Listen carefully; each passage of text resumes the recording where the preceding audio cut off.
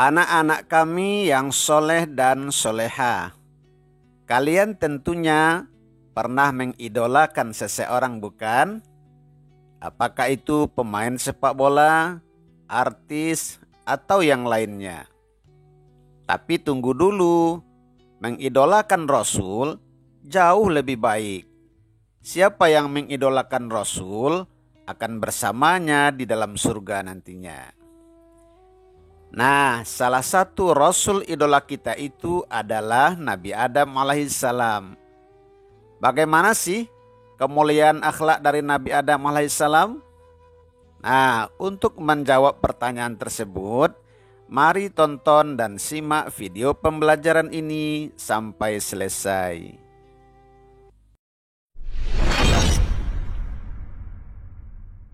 Bismillahirrahmanirrahim.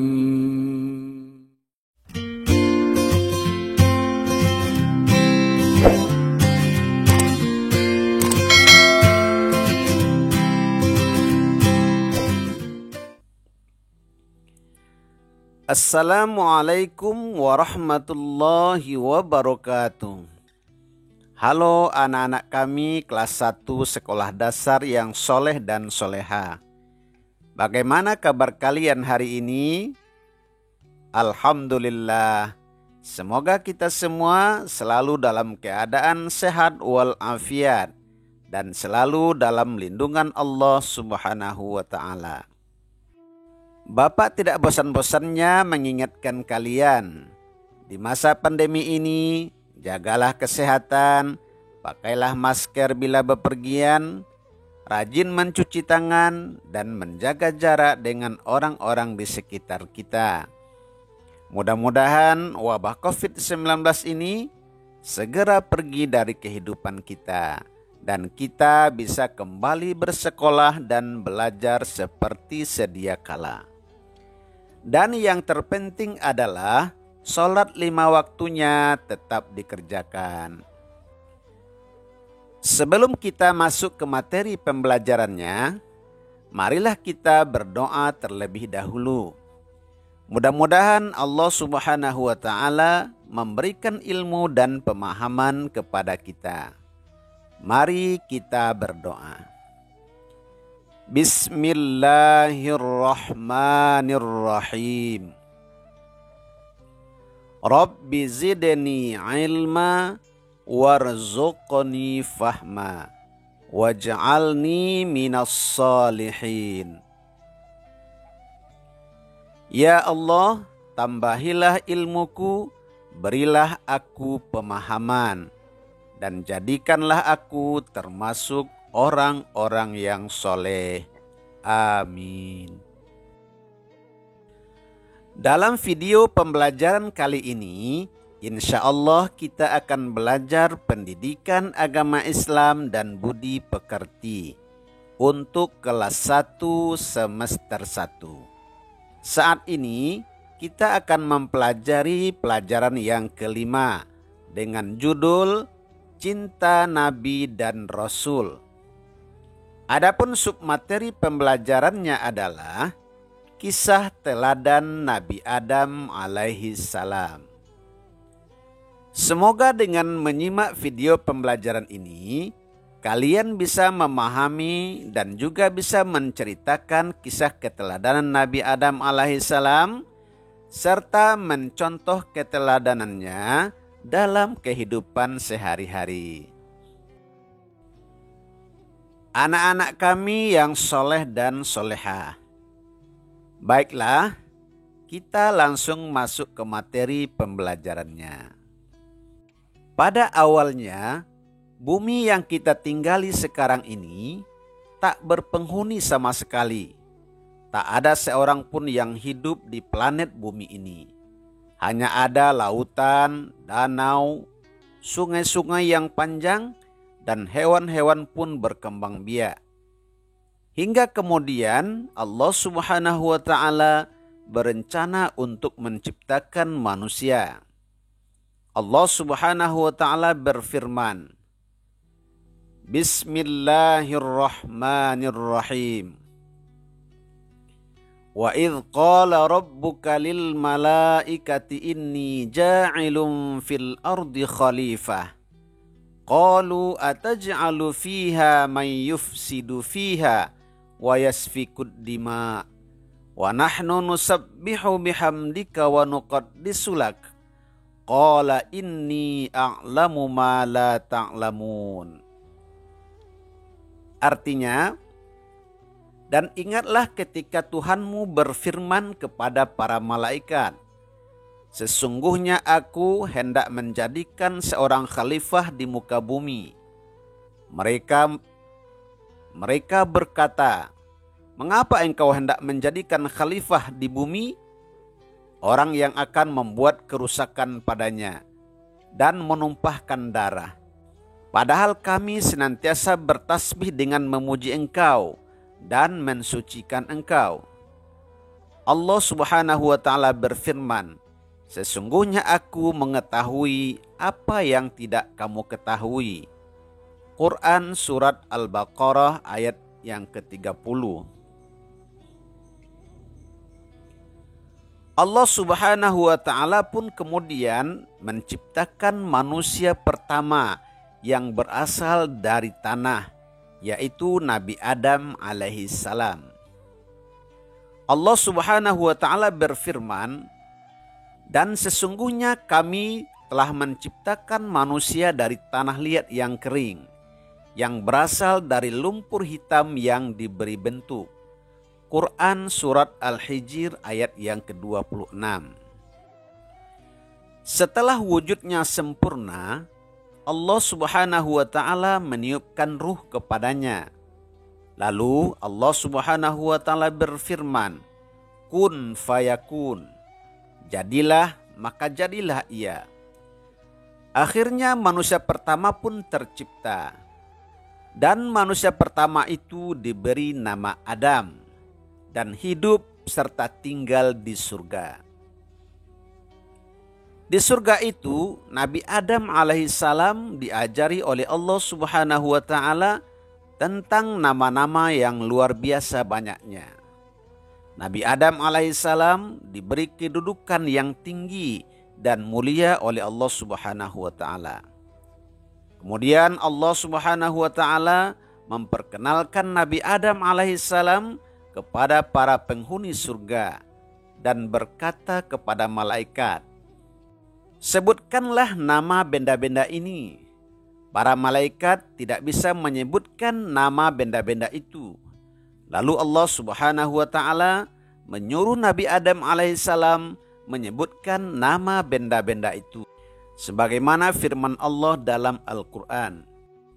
Allah Subhanahu wa ta'ala berfirman, wahai Adam, beritahukanlah kepada mereka nama benda-benda itu. Setelah Adam menyebutkan nama-nama bendanya, Allah berfirman, bukankah aku telah katakan kepadamu bahwa aku mengetahui rahasia langit dan bumi, dan aku mengetahui apa yang kamu nyatakan dan apa yang kamu sembunyikan. Quran Surat Al-Baqarah ayat 33. Kemudian Allah Subhanahu wa ta'ala berfirman, sujudlah kalian kepada Adam. Maka semua malaikat pun sujud kepada Adam, kecuali iblis.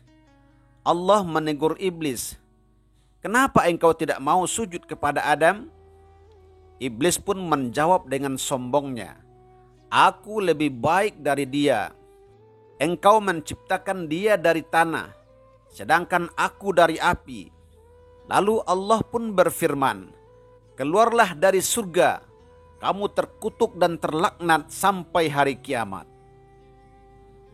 Lalu iblis pun berkata, ya Rabbi, berilah saya umur panjang sampai hari kiamat, dan aku akan menggoda serta menyesatkan manusia, kecuali hamba-hambamu yang ikhlas dan berserah diri kepadamu. Allah Subhanahu wa ta'ala berfirman, kamu diberi tangguh sampai hari yang ditentukan, tapi kamu tidak bisa menggoda hamba-hambaku yang berserah diri. Yang mengikutimu hanyalah orang-orang yang sesat. Nabi Adam pun diizinkan untuk menikmati seluruh kemewahan di surga sepuasnya. Tapi meskipun Nabi Adam alaihissalam tinggal di surga dengan kenikmatan dan kemewahan yang berlimpah, Nabi Adam alaihissalam masih merasa ada yang kurang. Nabi Adam alaihissalam merasa kesepian. Itu karena ia sendirian di surga, tanpa ada manusia lainnya yang bisa diajak bicara. Allah Subhanahu wa Ta'ala yang Maha Pemurah dan Maha Mengetahui pun menciptakan wanita pertama yang menjadi pasangan Nabi Adam alaihissalam, yaitu Hawa. Allah Subhanahu wa Ta'ala berfirman, "Wahai Adam, tinggallah engkau dan istrimu di dalam surga dan makanlah dengan nikmat berbagai makanan yang ada di sana. Tetapi janganlah kamu dekati pohon ini, nanti kamu termasuk orang-orang yang zalim." Quran Surat Al-Baqarah ayat yang ke-35. Nabi Adam pun merasa sangat bahagia. Ia tak lagi kesepian. Kini ada Hawa yang selalu mendampinginya, yang selalu berada di sisinya setiap waktu. Mereka berdua pun berjalan-jalan menikmati segala keindahan dan kemewahan serta kenikmatan surga. Mereka pun bersyukur kepada Allah Subhanahu wa Ta'ala. Allah Subhanahu wa Ta'ala memang mengizinkan mereka untuk menikmati apapun yang ada di surga, kecuali satu, yaitu mendekati pohon kuldi. Iblis yang mendengar larangan itu merencanakan segala tipu dayanya untuk menjerumuskan Nabi Adam dan Hawa. Allah Subhanahu wa Ta'ala yang Maha Mengetahui memperingatkan kepada Nabi Adam dengan berfirman, "Wahai Adam, setan itu adalah musuhmu dan juga musuh istrimu. Berhati-hatilah kalian, jangan sampai dia menjerumuskan kalian dan mengeluarkan kalian dari surga." Iblis selalu mencari kesempatan untuk menjerumuskan Nabi Adam alaihissalam dan Hawa dengan berbagai cara. "Hai Adam, kemarilah. Lihatlah buah pohon ini," ucap iblis sambil menunjuk pohon khuldi yang sedang berbuah lebat, sambil berkata, "Semua yang ada di surga ini sudah pernah kau cicipi dan kau rasakan, kecuali buah pohon ini. Apakah kamu tidak tertarik sama sekali? Coba amatilah buah ini, terlihat begitu lezat," rayu iblis. "Allah Subhanahu wa Ta'ala melarang kami berdua memakan buah itu," jawab Adam. "Jangankan menikmatinya, mendekatinya pun kami tak diperbolehkan," jawab Nabi Adam. Iblis tak putus asa. "Apa untungnya aku menipu kalian berdua? Aku hanya ingin memberitahu kalian sebuah rahasia kecil. Tahukah kalian bahwa sebenarnya buah itu adalah buah kekekalan yang dapat membuat kalian tinggal abadi di surga ini. Itu jika kalian berani memakannya. Demi Allah, itulah kenyataan yang sebenarnya yang aku tahu," rayu iblis lagi. Mendengar iblis bersumpah dengan nama Allah, Adam dan Hawa pun akhirnya percaya. Mereka kemudian memakan buah terlarang tersebut, dan mereka tak sadar jika mereka telah terperangkap tipu daya iblis. Allah Subhanahu wa Ta'ala yang telah mengetahuinya berfirman, "Bukankah sudah aku larang kalian mendekati pohon itu? Dan bukankah sudah kuperingatkan bahwa setan adalah musuh kalian?" "Ya Allah, ampunilah kami," kata Adam dan Hawa setelah mereka sadar bahwa mereka ditipu oleh iblis. Lalu keduanya berdoa kepada Allah. Bismillahirrahmanirrahim. Qala rabbana zalamna anfusana wa illam taghfir lana wa tarhamna lanakunanna minal khasirin. Artinya, ya Tuhan kami telah menganiaya diri kami sendiri, dan jika Engkau tidak mengampuni kami dan merahmati kami, pastilah kami menjadi orang-orang yang rugi. Quran Surat Al-A'raf ayat yang ke-23. Allah Subhanahu wa Ta'ala mengampuni kesalahan mereka berdua. Akan tetapi Nabi Adam alaihissalam dan Hawa harus meninggalkan surga dan hidup di bumi, sebuah tempat yang baru dan sangat asing bagi mereka. Tapi begitulah takdir yang telah ditetapkan oleh Allah Subhanahu wa Ta'ala. Adam dan Hawa menjadi wakil atau khalifah Allah di muka bumi ini. Mulanya Nabi Adam alaihissalam dan Hawa diturunkan di tempat yang berbeda. Tetapi kemudian mereka dipertemukan oleh Allah Subhanahu wa Ta'ala di padang Arafah, tepatnya di Jabal Rahmah. Dari keduanya lahirlah anak-anak manusia yang kini tersebar luas dan memenuhi setiap sudut bumi ini.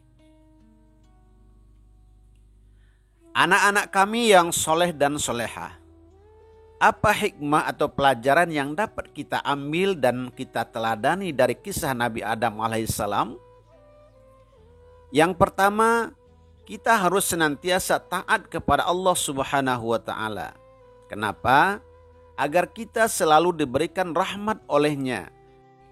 Karena Allah Subhanahu wa Ta'ala akan memberikan kasih sayangnya kepada kita dan dijauhkan dari murkanya.